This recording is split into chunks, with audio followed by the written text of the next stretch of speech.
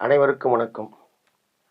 புரட்சித் தலைவர் அவர்களும் புரட்சித் தலைவி அம்மா அவர்களும் இணைந்து நடித்த எம்ஜிஆர் பிக்சர்ஸ் சார்பாக தயாரிக்கப்பட்ட மாபெரும் வெற்றி படம் அடிமைப்பெண். இந்த படத்தில் மேலும் S A. Ashokan, R S. Manohar, Chandrababu, Cho, Pandaribai, Jyothilakshmi, O A K. Thevar உள்பட பலர் நடிச்சிருப்பாங்க. அதாவது புரட்சித் தலைவருடைய எம்ஜிஆர் பிக்சர்ஸ் சார்பாக தயாரிக்கப்பட்ட படங்கள் 3. முதலாவதாக நாடோடி மன்னன், இரண்டாவதாக அடிமைப்பெண், மூன்றாவதாக உலகம் சுற்றும் வாலிபன். உலகம் சுற்றும் வாலிபன் படத்தையும் நாடோடி மன்னன் படத்தையும் புரட்சித் தலைவரே டைரக்ஷன் பண்ணியிருப்பார். ஆனால் அடிமைப்பெண் படத்தை மட்டும் கே. சங்கர் கிட்ட டைரக்ஷன் பண்ண சொல்லியிருப்பார். ஆக கே. சங்கர் இயக்கத்தில் உருவான படம் தான் புரட்சித் தலைவரின் அடிமைப்பெண். இந்த படத்துக்கு வசனம் சொர்ணம் அமைச்சிருப்பார். அதே மாதிரி ஒளிப்பதிவு ராமமூர்த்தி, இசை கே.வி. மகாதேவன் அவர்கள், பாடல்கள் வாலி, புலமைப்பித்தன், அவினாசிமணி, ஆலங்குடி சோமு இவங்கெல்லாம் எழுதியிருப்பாங்க. ஸ்டண்டு சியாம் சுந்தர். அதாவது அடிமைப்பெண் படத்தினுடைய வெளிப்புற படப்பிடிப்பு ஒகேனக்கல் நீர்வீழ்ச்சியில் எடுத்திருப்பாங்க. மைசூர், ஜெய்ப்பூர் அரண்மனை, ராஜஸ்தான் தார் பாலைவனம் உள்ளிட்ட பல இடங்களில் இதனோட ஷூட் பண்ணியிருப்பாங்க. அதாவது ராஜஸ்தான் அந்த பாலைவன காட்சிகள், ஒட்டகத்து மேலே புரட்சித் தலைவரும் புரட்சித் தலைவி அம்மா அவர்களும் அப்படி உட்காந்துக்கிட்டு இருக்கிற வர அந்த சீனாகட்டும், பாலைவனம் முழுவதுமே அப்படி ஒட்டகங்கள் நிரம்பிய அந்த காட்சிகளாகட்டும், ஆங்கில படங்களையே மிரட்டுற அளவுக்கு புரட்சித் தலைவர் படமாக்கியிருப்பார். அவ்வளோ சூப்பராக இருக்கும். அதே போல் இந்த படத்தினுடைய படப்பிடிப்பு புரட்சித் தலைவருக்கு துப்பாக்கி சூடு சம்பவம் நடந்ததற்கு முன்பாகவே, அதாவது 1967 இந்த படத்தை படமாக்கியிருப்பார். அப்போ இந்த படத்தில் புரட்சித் தலைவருடன் புரட்சித் தலைவி அம்மா, சரோஜா தேவி, கே.ஆர். விஜய் நடிச்சிருப்பாங்க. ஆனால் அதன் பிறகு துப்பாக்கி சூடு சம்பவத்துக்கு பிறகு புரட்சித் தலைவர் இதில் பல மாற்றங்கள் பண்ணிட்டார். சரோஜா தேவி, கே.ஆர். விஜய் அவங்களாம் நீக்கிட்டு புரட்சித் தலைவி அம்மா அவர்களுக்கு டபுள் ஆக்ட் வேடமும் ராஜஸ்ரீயும் நடிக்க வச்சிருப்பார். இதை நான் ஆணையிட்டால் படத்திலேயே அப்பயே பாடியிருப்பார். நல்ல வேளை நான் பிழைத்து கொண்டேன், என் காதலை உன்னிடம் வளர்த்து கொண்டேன். இந்த லைன்ல பாருங்க, அதாவது வருகிறது அடிமைப்பெண் அப்படிங்கிற ஒரு டைட்டில் மாதிரி ஓடிக்கிட்டு இருக்கும் லைட் எஃபெக்டோட. அப்போ பாடுவார் பாருங்க, நானே எழுதி நானே நடித்த நாடகத்தில் நல்ல திருப்பம், என்னை நம்பி இருந்தால் அவள் நலமடைந்தாள் என்றும் அதுவே என் விருப்பம் அப்படின்னு பாடியிருப்பார் புரட்சி தலைவர். அடிமைப்பெண் படத்தினுடைய காட்சிகளாகட்டும், புரட்சி தலைவருடைய நடிப்பாகட்டும், சண்டை காட்சிகளாகட்டும், குறிப்பாக சிங்கத்தோட அந்த ஃபைட் பண்ணுற சீனெல்லாம் இன்னைக்கும் நிஜமான ஒரு சிங்கத்தை மோதி ஒரு ஃபைட் பண்ணிருப்பாருன்னா அது புரட்சி தலைவர் மட்டும்தான். அந்த அளவுக்கு சும்மா பட்டையை கிளப்பி இருப்பார். அதே மாதிரி பாடல்கள் பிரமாதமாக பண்ணியிருப்பார் கே.வி. மகாதேவன். வயிறு குலுங்க வைக்கிற காமெடி சீன்கள், சந்திரபாபு, ஸோ எல்லாம் காமெடியில் அஸ்தி இருப்பாங்க. அதில் பாருங்க காமெடி சீனு, அதாவது இவர் வைத்தியர் சந்திரபாபு, இவரை பயமுறுத்துறதுக்காக அவங்க காதலி பண்ணியிருப்பாங்க. அதாவது மண்டை ஓட்டுக்குள்ள புறா உள்ள திணிச்சு அப்படியே அந்த மண்டை அப்படியே சுற்றிக்கிட்டு வரும். இவர் பார்த்து பயந்து ஓடிக்கிட்டு இருப்பார். அப்போலாம் தியேட்டரில் குழந்தைங்கள் முதல் பெரியவங்க வரைக்கும் அவ்வளோ சிரிப்பு தாங்க முடியாது. அவ்வளோ ஒரு அருமையாக இருக்கும் அந்த காட்சி. அதை பத்திரிகையில் எப்படி தங்க எழுதிட்டாங்க, மண்டை ஓட்டுக்குள்ளே புறா வச்சா அந்த புறாவும் ஓடாது மண்டை ஓடும் பறக்காதுன்னு எழுதியிருந்தாங்க பத்திரிகையில். பத்திரிகையில் எழுதிட்டு போகிறாங்க. ரசிகர்களை ரசிச்சோம்ல, பார்த்து சிரிச்சோம்ல, கொண்டாடணும்ல. அந்த அளவுக்கு பயங்கரமான ஒரு காமெடி, ஃபைட்டு, பாட்டு, என்ன படம்ப்பா. மே தினத்தால் தான் அந்த படம் ரிலீஸ் ஆனது. அதாவது 1/5/1969 ரிலீஸ் ஆன அடிமை பெண் படம் வெள்ளி விழா கண்ட மாபெரும் படமாக அமைஞ்சது. அடுத்து பார்த்தீங்கன்னா, இந்த படத்தினுடைய பாடல்கள்னா அனைத்து பாடல்களுமே அப்படியே இனிமையில இனிமை, தேனின இனிமைன்னு சொல்லுவாங்க பாருங்க. அந்த அளவுக்கு கேவி மகாதேவன் பாடல்களை இசையமைச்சிருப்பார். இதில் ஒரு தத்துவ பாடல் புரட்சி தலைவர் கேவி மகாதேவன் கிட்ட கொடுக்குறார் டியூன் போட சொல்லி. இந்த பாடல் எழுதினவர் வாலி. பல்லவி மட்டும் தலைவர் தர்றாரு. என்ன பல்லவின்னா, ஏமாற்றாதே ஏமாறாதே, இதுதான் பல்லவி. வாலி வாங்குறாரு, பார்க்குறாரு, ஏமாற்றாதே ஏமாறாதே. புரட்சி தலைவர் படங்கள்னாவே மக்களுக்கு நல்ல ஒரு கருத்துக்கள் மெசேஜ் சொல்லுவார். அதாவது யாருமே எப்பயுமே யாரையும் ஏமாற்றவும் கூடாது, அதே சமயத்தில் ஏமாறவும் கூடாது அப்படிங்கிறத தத்துவத்தை உணர்த்துறதுக்காக இந்த ஏமாற்றாது ஏமாறேங்கிற பல்லவி கொடுத்துருப்பார். ஏன்னா ஏமாறுறவங்க இருக்கிற வரைக்கும் ஏமாத்துறவங்க ஏமாத்திக்கிட்டே தான் இருப்பாங்க. சூப்பர் ஸ்டார் ரஜினிகாந்த் கூட ஒரு படத்தில் சொல்லியிருப்பார், என்னை பொறுத்த வரைக்கும் ஏமாத்துறனை விட ஏமாறவன் தான் முட்டாளும்பார். ஆக இந்த ஏமாற்றாத ஏமாறாதேங்கிறத எடுத்தோம்னா பல விஷயங்கள் வந்துக்கிட்டே இருக்கும். அப்படி ஒரு பல்லவி தலைவர் கொடுத்துட்டாரு. கேவி மகாதேவன் புரட்சி தலைவர் ஏமாற்றாத ஏமாறாதே அப்படிங்கிற பல்லவி கொடுத்தாரு. இவர் டியூன் போட்டாடுறாரு. டியூன் போட்டு காமிக்கிறாரு நம்ம தலைவர்கிட்ட. தலைவர் அப்படியே கேட்குறாரு. கேட்டு சரியில்லை, ஒன்றும் திருப்தி இல்லை அப்படின்னு சொல்கிறாரு. பக்கத்தில் வாலியும் உட்காந்துருக்கிறாரு. அவரும் கேட்குறாரு, அவருக்கும் பிடிக்கல.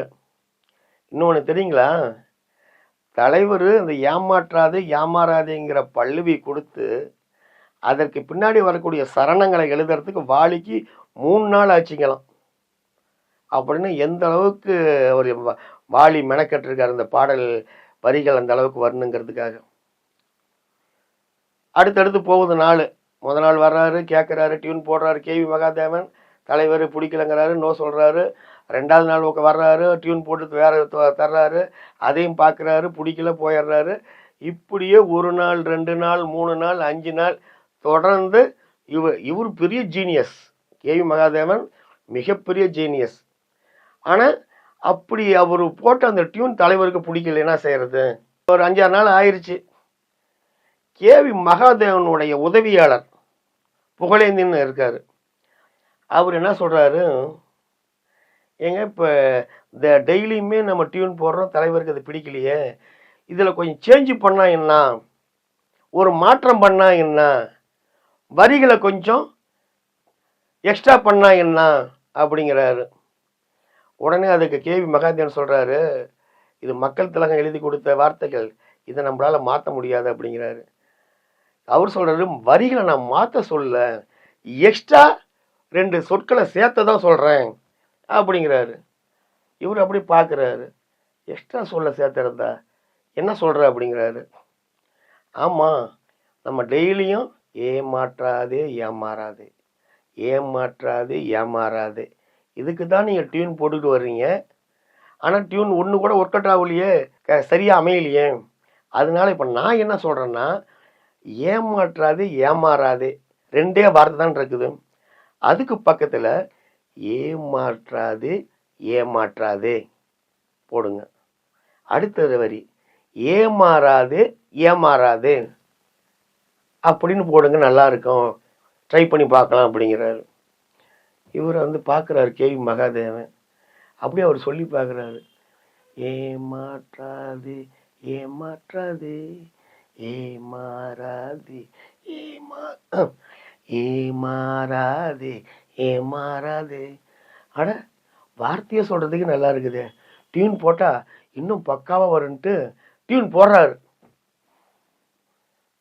போட்டா டியூனு ஏமாற்றாதே ஏமாற்றாதே ஏமாறாது ஏமாறாது. இவருக்கு அப்படியே 1000 வாட்ஸ் பல்ப் அப்படி எரிஞ்சது மாதிரி மூஞ்சில் அவருக்கு ஒரு பிரகாசம். சூப்பராக டியூன் வந்துருச்சேன்ட்டு. அதாவது இந்த பாடல்கள் அந்த அரேபியனுடைய இன்ஸ்ட்ருமெண்ட்ஸ் பயன்படுத்தியிருப்பார். அவ்வளோ பக்காவாக இந்த படத்தில் பாடல்கள் விட மியூசிக் அதிகமாக வரும். அப்படி செம்மையாக பண்ணியிருப்பார். அதை வாலிகிட்ட காமிக்கிறாரு. வாலியும் பிரமாதம் அம்சமாக இருக்குதுங்கிறாரு. அப்புறம் தலைவர்கிட்ட காமிச்சா அந்த டியூனை கேட்ட உடனே தலைவருக்கு அப்படியே முகத்தில் அப்படியே பிரகாசம், சந்தோஷம், மகிழ்ச்சி, சிரிக்கிறாரு சந்தோஷத்தில். அருமையாக இருக்குது அப்படின்றாரு. ஆக இந்த டியூனு இந்த அளவுக்கு வர்றதுக்கு அவ்வளோ அவங்க மெனக்கெடல் பண்ணியிருக்கிறாங்க. முழு பாடல் எழுதியாச்சு, கம்போசிங் முடிஞ்சது, பாடல் ரெக்கார்டிங் முடிஞ்சது, தலைவரும் கேட்குறாரு. சூப்பராக வந்துருச்சு இந்த பாடல். அடுத்து என்ன, அந்த பாடல் காட்சியை படமாக்கணும். அதாவது கதை பிரகாரம் புரட்சி தலைவர், புரட்சி தலைவர் அம்மா, சந்திரபாபு இவங்கெல்லாம் வழி தடுமாறி பாலைவனத்தில் மாட்டிக்கிறாங்க. அப்படியே பாலைவனத்தில் மாட்டிக்கிறாங்க. அந்த பாலைவனத்துக்கு ஒரு பிஜிஎம் போட்டு வருங்க பாருங்க, கேவி மகாதேவன். செம்மையாக இருக்குங்க. ஆக இவங்க மாட்டிக்கிட்டாங்க. ஆக புரட்சி தலைவர், புரட்சி தலைவர் அம்மா, சந்திரபாபு இவங்க எல்லாமே பாலைவனத்தில் மாட்டிக்கிட்டாங்க. இப்படி 3 பேரும் வந்துக்கிட்டு இருக்கவங்க திடீர்னு புரட்சி தலைவர் அம்மா வழி தடுமாறி வேற பக்கம் போயிடுறாங்க. வேற பக்கம் போயிட்டா அங்கே யார்கிட்ட மாட்டிக்கிறாங்க, பவள நாட்டு தளபதி நம்ம ஆர்எஸ் மனோகர்கிட்ட மாட்டிக்கிறாங்க. உடனே எல்லாம் அவங்க சுற்றிலும் அந்த ஒட்டகத்து மேலே அவங்க வீரர்கள், படை வீரர்கள்லாம் உட்காந்துருக்கிறாங்க. நடுவில் புரட்சி தலைவி அம்மா, அவர் கூட ஆர்எஸ் மனோகருடைய மந்திரவாதியாக இருக்கக்கூடிய சோ, அவங்க நடுவில் இவங்க மாட்டிக்கிறாங்க. ஜீவாவை பிடிச்சி இழுத்துடுவாங்க அப்படிங்கிறாங்க. அதுக்கு உடனே சோ சொல்கிறாரு, ஏற்கனவே வேங்காயங்கட்ட மாதிரி தான் தலையிலேருந்து சக்கரத்தை மாட்டிக்கிட்டீங்க, இப்போ நீங்கள் ஜீவாவை பிடிச்சிங்கன்னா என்ன ஆகுமோ தெரியாது அப்படின்ற மாதிரி சொல்லுவார். உடனே ஆர்எஸ் மனோகர் சொல்லுவார், அதாவது அன்னைக்கு சக்கரை மாட்டினாங்கல்ல, இப்போ நான் ஜீவா கழுத்தில் தாலியை கட்டி என் ராணி ஆக்க போகிறேன் அப்படின்னு சொல்லிட்டு இன்றைக்கு நைட்டு இங்கே நம்ம இந்த பாலைவனத்தில் ஒரு கூடாரம் அடித்து தங்கிட்டு நாளைக்கு நம்ம நாட்டுக்கு போகலாம், இழுத்துட்டு வாங்க ஜீவாவை அப்படின்ற மாதிரி கூட்டிகிட்டு போகிறாங்க. அப்போ சோ சொல்கிறாரு, எப்படியாவது ஜீவாவை அதாவது ஆர்எஸ் மனோகர்கிட்ட இருந்து காப்பாற்றிடணும் அப்படிங்கிற எண்ணம் இவருக்கு இருக்குது, சோவுக்கு. உடனே சரி நம்ம கூடாரம் போட்டு தங்குறோம், ஜீவாவை இங்கே ஆட வச்சிடலாம் ஒரு நிகழ்ச்சி மாதிரி போட்டுங்க, சரி ஓகே அப்படின்னாடுறாங்க. ஆக இப்போ என்ன ஆகுது, ஜீவாவை அதாவது புரட்சி தலைவர் அம்மாவை ஆர்எஸ் மனோகரனுடைய படை வீரர்கள் எல்லாமே இழுத்து கூட்டிகிட்டு போகிறத சந்திரபாபு தூரத்துலேருந்து பார்த்துடுறாரு. உடனே இந்த தகவலை வேங்காயங்கிட்ட தலைவர்கிட்ட சொல்லணுமேன்ட்டு வேங்காயா வேங்காயா வேங்காயா அப்படின்ட்டு ஓடுவார். அப்படி ஓடுவார், இப்படி ஓடுவார், உளுந்தடிச்சு இழிஞ்ச ஓடி தலைவரை மீட் பண்ணிடுவார். வெங்காயா வெங்காயா போனேன் அப்படின்னு சொல்லி, என்ன செய்தீர அப்படிம்பாரு. ஜீவா அவங்ககிட்ட மாட்டிக்கிட்டாங்க அப்படின்னு சொல்லி எங்கன்னு சொல்லும்போது கூட்டிகிட்டு போகிறாங்க. அங்கே ஒரு டேரை அடித்து கூடாரம் அடித்து அதில் உள்ள ஜீவா இருப்பாங்க. இப்போ நைட்டு நிகழ்ச்சி நடக்குது, அதாவது ஒரு கலை நிகழ்ச்சி இவங்க ஆடுற மாதிரி எய்ம் பண்ணியிருக்கிறாங்க. உடனே தலைவர் என்ன பண்ணுறாரு, சரி ஜீவா இவங்ககிட்ட இருந்து காப்பாற்றணுன்ட்டு உள்ளே போகிறாரு. அங்கே ஜீவா ஆடுறதுக்கு பாடகர் பாடணுமில்ல, அந்த பாடகர் உள்ளே இருப்பார். உடனே தலைவர் அவனை இழுத்துட்டு அவனை அடித்து போட்டு அவர் ட்ரெஸ்ஸை மாட்டிக்குவார், இவர் பாடகர் மாதிரி கெட்ட போட்டுக்குவார். இப்போ கூட சந்திரபாபு அங்கே தங்குறதுக்கு எந்த வசதியும் இல்லை. சந்திரபாபு வெளியே தெரிஞ்சால் இவன் நம்ம ஆர்எஸ் மனோகருக்கு தெரிஞ்சிடும், என்ன ஆகும் அப்படிங்கும்போது, சரி இப்போ நீ என்ன பண்ணுறது, நீ மாட்டிக்குவியே அப்படின்னு தலைவர் இருக்கும்போது, நான் ஏன் மாட்டுறேன், நான் மண்ணுக்கடியெல்லாம் போயிடுறேன் அப்படிங்கும்போது அப்படின்னு சந்திரபாபு சொல்லுவா. அப்படி மண்ணுக்கடியில் நீ போயிட்டுனா எப்படி நீ மூச்சு விடுவா அப்படிங்கும்போது தலைவர் கேட்பாரு. கையில் ஒரு ஊதாங்குழல் மாதிரி வச்சிருப்பாரு. உடனே தான் ஊதுகுழல் இருக்குது, இதை நான் வச்சு நான் மூச்சு விடுக்கிறேன்ட்டு அவர் மண்ணுக்குள்ளே போய் அந்த குச்சி மட்டும், அதாவது மூச்சு விடுறதுக்கு அந்த சுவாசத்துக்கு வெளியே அந்த மணலுக்கு வெளியில் நீட்டிக்கிட்டு இருக்க மாதிரி இருக்கும். இவர் உள்ளே போயிடுவார். ஆக இங்கே உள்ள எல்லாமே செட்டப் முடிஞ்சிடும். இவர் தளபதி ஆர்எஸ் மனோகர் உட்காந்துருப்பார், பக்கத்தில் சோ உட்காந்துருப்பா. அப்படி எல்லாம் அந்த கலை நிகழ்ச்சிக்காக ஜீவா ஆடுறதை பார்க்குறதுக்கு எல்லாம் ரெடியாக உட்காந்துருப்பாங்க. இவங்க ஆட மாட்டாங்க. உள்ளுக்கு போய் சொல்லுவார் சோ, ஜீவா ஜீவா எப்படியாவது நீ ஆடுனா தான் நீ எப்படி உன்னை நான் காப்பாற்றிடுறேன், இல்லைனா உன் மானத்துக்கும் உனக்கும் ஆபத்து ஏற்பட்டுரும் அப்படின்னு சொல்கிறாங்க. இல்லை, அதுக்கு புரட்சி தலைவி அம்மா சொல்லுவாங்க, என் தலைவனுக்கு முன்னாடி மட்டும்தான் நான் ஆடுவேன், வேற யாரு முன்னாடி நான் ஆட மாட்டேன்றாங்க. ஐயோ இதெல்லாம் இப்போ பேசுறதுக்கு நேரம் இல்லை, நான் உன்னையும் நான் தப்பிக்க வைக்கிறேன், நீ ஆடுன்றவாரு. இருந்தாலும் நீங்கள் நான் மாட்டேன்பாங்க, நீ ஆடு ஆடு ஆடுன்ட்டு இவர் வெளியே வந்துடுறாரு. அப்போ தலைவர் தான் கெட்ட மாற்றிக்கிட்டாரு பாடகர் மாதிரி. உடனே பாட்டு தலைவர் உள்ளுக்கு அவங்க ஆட மறுத்து உள்ளே இருக்கிறாங்க, அந்த கூடாரத்துக்குள்ள. வெளியே தலைவர் பாடுறாரு. ஏமாற்றாதே ஏமாற்றாதே ஏமாறாதே ஏமாறாதே. தலைவருடைய இந்த குரலை கேட்ட உடனே அவங்களுக்கு அப்படியே ஐயோ நம்ம தலைவர் வந்துட்டார், வேங்கையும் வந்துட்டார், வேங்கையும் வந்துட்டாரு, மனசுக்குள்ள சந்தோஷம். அப்படியே ஒரு ஆடிக்கிட்டே வருவாங்க.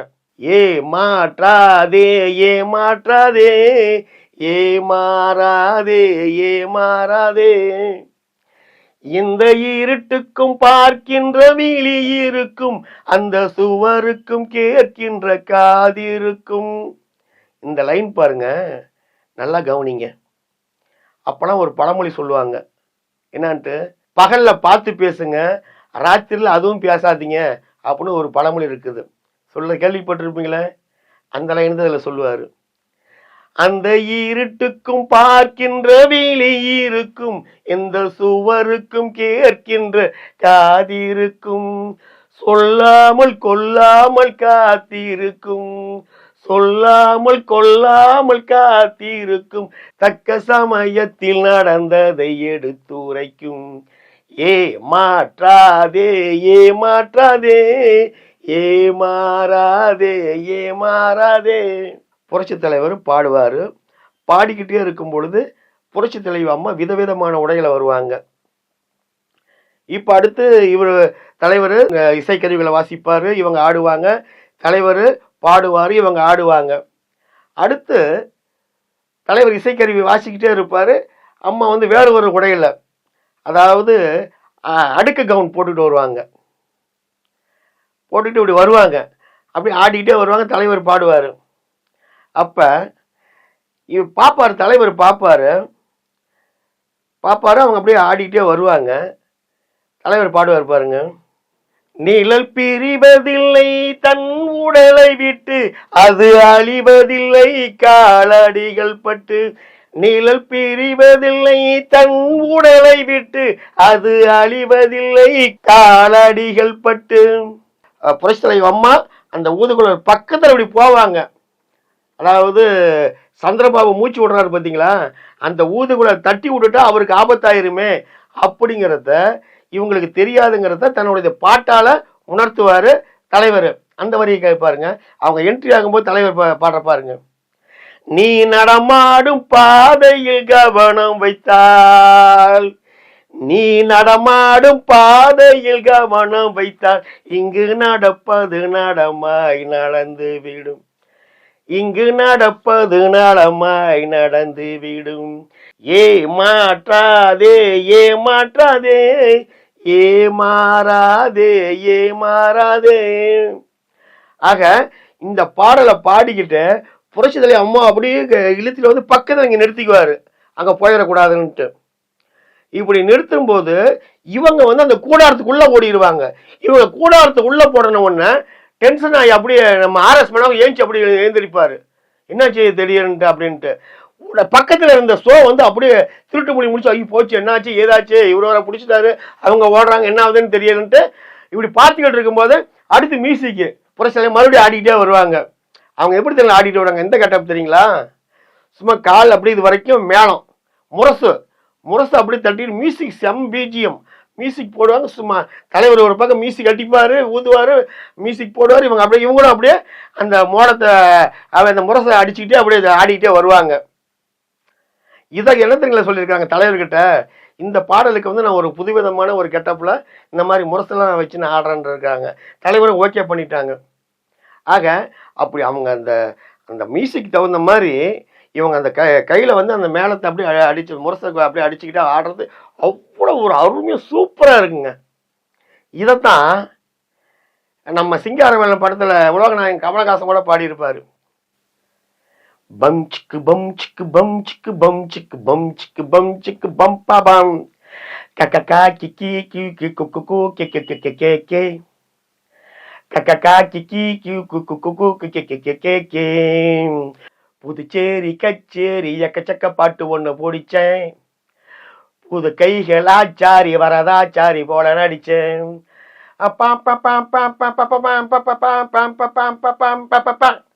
இந்த பாட்டு இதுல கூட அதே மாதிரி பல இன்ஸ்ட்ருமெண்ட்ஸ் எல்லாம் வச்சுக்கிட்டு இவரு ஆடி நடிச்சிருப்பாரு. ஆக இது வந்து அம்மாவோட ஸ்டைல் அன்னைக்கு அவங்க பண்ணியிருப்பாங்க. இப்ப பாட்டுலாம் முடிஞ்சு போயிருது, வெறும் மியூசிக் மட்டும் தான். இப்ப அங்க மியூசிக் போட்டுக்கிட்டே இருப்பாங்க, அம்மா ஆடிக்கிட்டே வருவாங்க, டக்கு டக்குன்னு விளக்கு அணைப்பாங்க. புரட்சி தலைவர் சந்திரபாபு எல்லாருமே தப்பிச்சிடுறாங்க.